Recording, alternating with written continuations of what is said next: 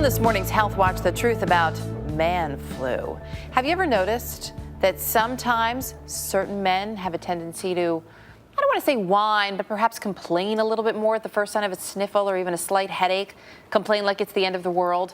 Well, a new study suggests men actually do get sick more often than women do. Dr. Jennifer Ashton is here with the details. So is this actually giving a little fuel to their fire? There may, in fact, be evidence now scientifically that there is a real entity called the WIMP factor. So they looked at a study in South Korea, 1,200 workers, asked them about their level of stress, then went back 6 months later and asked them how many had colds. In fact, the people who had supported that they had the highest stress in their job, the men, were 74% more likely to call in sick due to a cold over that time period. They didn't have a lot of women in the study because in South Korea, not as many women work. Right. But it does appear to support that there is a real entity called the WIMP factor. So this seems like it's tied a little bit more to the stress in your job, which, in the United States, as you mentioned, might come out a little bit differently. Correct. Because more women work outside the home.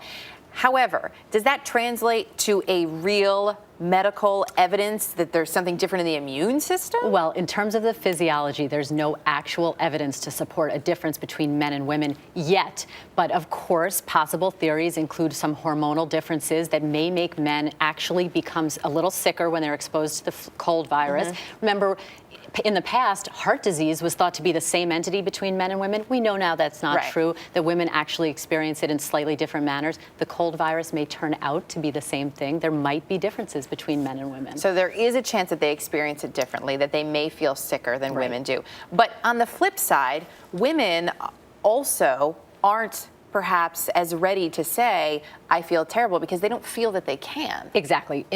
Traditionally, women are the caregivers in their home, at least, and a lot more women, certainly in this country, in the workforce, they have to be more stoic. They can't get sick. They just don't have that flexibility in their day-to-day life. Who will take care of the children if the mom gets sick? So potentially that has something to do with it also. And are men so used to being taken care of that's why sometimes, not all men, my husband, if you're watching, I don't want to throw him under the bus, but some men do sort of, act like big babies when they're sick. Well, we could be accomplices in perpetuating this.